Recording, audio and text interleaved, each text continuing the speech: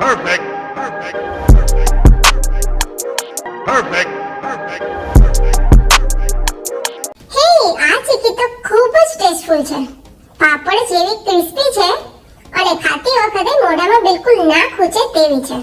Test તો ખૂબ જ સરસ છે. તો આવી ચીકી કઈ રીતે બનતી હશે?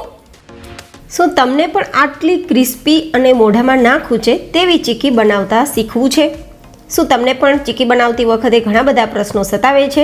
તો ચલો મારી સાથે આજની રેસીપી બધી ટિપ્સ સાથે અને પ્રશ્નોના સોલ્યુશન સાથે બનાવીશું. તો પહેલો જ પ્રશ્ન આપણો રહેશે કે જે સામગ્રી લઈએ તે સામગ્રી કાચી હોવી જોઈએ કે પછી શેકેલી? મેં માંડવીના દાણા તમને બતાવવા માટે લીધા છે અને આ દાણા 1 કપ જેટલા છે. પણ તમે તલ, ડ્રાયફ્રૂટ, ટોપરું કંઈ પણ લઈ શકો છો. દાળિયાની દાળ પણ લઈ શકો છો. પણ હા, કોઈ પણ વેરાયટી છે તેને થોડી શેકી અને પછી ઉપયોગમાં લેવામાં આવે ને તો વેરાયટી ખૂબ જ ટેસ્ટફુલ બને છે. તો અત્યારે મેં સિંગના દાણા લીધા છે. તો સિંગના દાણાના ઉપરના ફોતરા નીકળવા ના લાગે ત્યાં સુધી આપણે ધીમા ગેસની ફ્લેમ પર શેકવાના છે. હવે આ દાણાને શેકાઈ ગયા બાદ પરફેક્ટ ઠંડા કરવાના અને ઠંડા થઈ ગયા બાદ ફોતરી કાઢી આ રીતે દાણાને તૈયાર કરી લેવાના. અને હવે આપણો બીજો પ્રશ્ન છે જે સૌથી મહત્ત્વનો છે કે માપ કઈ રીતે લેવું જોઈએ કે પરફેક્ટ ચીકી બને? તો જે કપથી આપણે દાણા લીધા હોય ને તે જ કપથી આપણે 1 કપ જેટલો ગોળ લેવાનો. એટલે કે 1 કપ દાણા હોય તો 1 કપ જેટલો ગોળ લેવાનો. જો માપ પરફેક્ટ હશે ને તો ચીકી એકદમ સરસ બનશે. હવે આપણો ત્રીજો પ્રશ્ન છે, ચીકી બનાવતા પહેલાં શું તૈયારીઓ કરવી જોઈએ? ચીકી બનાવવા માટે પહેલાં તો ચીકીને પાથરવા માટે તમે પ્લેટફોર્મનો યુઝ કરી શકો અથવા આ રીતે પ્લેટનો યુઝ કરી શકો અને તેને પાતળી બનાવવા માટે, વણવા માટે અને થોડું થપથપાવવા માટે આ રીતે વાટકો અથવા વેલણને પણ લઈ શકો, જેને તમારે એકદમ આછું તેલ લગાવી દેવાનું જેથી આપણી વેરાયટી ચીપકે નહીં. હવે આપણો ચોથો પ્રશ્ન છે કે ચીકી બનાવતી વખતે શું વસ્તુ ધ્યાનમાં રાખવી જોઈએ કે ચીકી પરફેક્ટ જ બને? તો સૌથી પહેલાં આપણે 1 ચમચી જેટલું દેશી ઘી છે તે કડાઈમાં ઉમેરી અને તેને ગરમ કરી લઈશું, હલકું ગરમ. હવે અહીંયા ઘી ઉમેરવાથી શું થશે?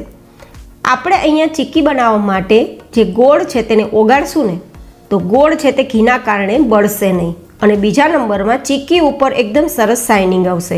તો બસ એટલા માટે 1 ચમચી જેટલું આપણે ઘી ઉમેર્યું છે, જો કે ઘી ઉમેરવું ઓપ્શનલ છે. હવે આપણે ગોળને છે તે મીડિયમ ગેસની ફ્લેમ પર સતત ચલાવવાનો છે અને પછી આ ગોળ છે તેને ઓગાળવાનો છે.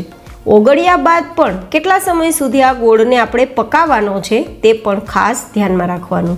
જો ગેસની ફ્લેમ હાઈ હશે તો ગોળ બળી જશે અને ગેસની ફ્લેમ લો હશે તો થોડો સમય લાગશે. તો મીડિયમ ગેસની ફ્લેમ પર આપણે ગોળને સતત ચલાવીશું અને પકાવીશું. હવે પછીનો આપણો 5મો સવાલ છે કે આપણે ગોળને કેટલા સમય સુધી પકાવવાનો છે? તો આ રીતે ગોળની ઉપર બબલ્સ આવી ગયા બાદ હવે આપણે એક પાણી ભરેલી વાટકી લેવાની જેથી આપણે ચેક કરી શકીએ કે ગોળ બરાબર આપણી ચીકી બનવા માટે પરફેક્ટ પાકી ગયો છે કે નહીં.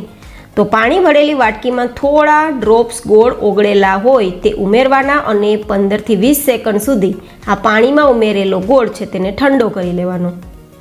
અને ઠંડો કર્યા બાદ 15-20 સેકન્ડ પછી આપણે ચેક કરવાનું કે જો તે ગોળ છે તેના 2 ટુકડા થઈ જતા હોય તો ચીકી બનવા માટેનો આપણો ગોળ બરાબર પાકી ગયો છે. પણ જો તેના 2 ટુકડા ના થાય અને માત્ર ગોળ ખેંચાવા લાગે ને તો સમજવાનું કે હજુ ગોળ બરાબર પાક્યો નથી. અત્યારે તમે જોઈ શકો છો કે ગોળના 2 ટુકડા થઈ ગયા છે. ફરીથી હું તમને બતાવું તો ફરીથી 2 ટુકડા થઈ જાય છે. આટલે સુધી ગોળને પકાવવાનો છે. હવે આપણી ચીકી જે બનાવશું ને તે પાપડની જેમ ક્રિસ્પી થશે. હવે આપણે 1 ચપટી જેટલો ખાવાનો સોડા ઉમેરશું. સોડા ઉમેરી ગેસની ફ્લેમ હવે બંધ કરી દઈશું અને આ સોડા ઉમેર્યા બાદ ગોળનો કલર થોડો લાઇટ ઉપર આવી જશે અને બબલ્સ થવા લાગશે ત્યાં સુધી આ રીતે ચલાવશું. સોડા ઉમેરવાથી શું થશે? પાપડ જેવી ક્રિસ્પી ચીકી હોવા છતાં મોઢામાં ના ખૂંચે તેવી નરમ પણ બને. હવે આપણે જે તૈયાર કરેલા દાણા છે ને તે ઉમેરી અને આ રીતે મિક્સ કરી દઈશું. ગેસની ફ્લેમ હવે બંધ જ રાખીશું. એક વાત યાદ રાખવાની કે સોડા ઉમેર્યા બાદ ફટાફટ ગેસની ફ્લેમ બંધ કરી અને મિક્સ કરવાનું, નહીં તો ચીકી તમારી કડવા ટેસ્ટવાળી બનશે, એ ખાસ જોવાનું.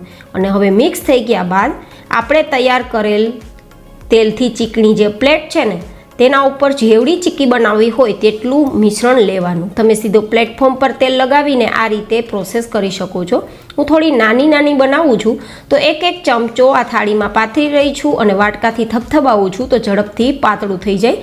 અને પછી ઉપર થોડા વરિયાળીના દાણા ઉમેરી દઉં છું જેથી લુક અને ટેસ્ટ સારો આવે. જોકે વરિયાળી ઉમેરવી ઓપ્શનલ છે અને થોડું વેલણથી વણી લેશું. આ રીતે કર્યા બાદ અને વેલણથી વણ્યા બાદ આ ચીક્કીને આપણે એકદમ સરસ ઠંડી થાય ત્યાં સુધી આપણે સાઈડ પર રાખી દઈશું, જેથી જાતે જ થાળીમાંથી તે ચીક્કી ડિમોલ્ડ થઈ જશે, નીકળી જશે, કાઢવી પણ બિલકુલ નહીં પડે. અને આ રીતે આપણે બીજી ચીક્કી તૈયાર કરવા માટે બીજી પ્લેટનો ઉપયોગ કરશું. આ રીતે ઠંડી થઈ ગયા બાદ આરામથી ડિમોલ્ડ પણ થઈ ગઈ છે અને તમને હું કટ કરીને બતાવું છું તો એકદમ ટુકડા થઈ જાય છે. અને ખાવામાં ગાઈઝ આ રીતે બનાવશો તો મોઢામાં નહીં જ ખૂચે, મારી તમને ગેરંટી છે.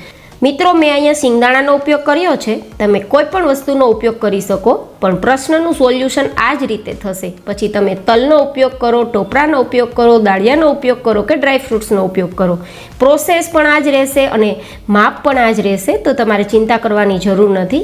ચીક્કી બનાવતી વખતે આવતા પ્રશ્નોના સોલ્યુશન સાથે આ તમને ચીક્કીની રેસીપી મેં શેર કરી છે.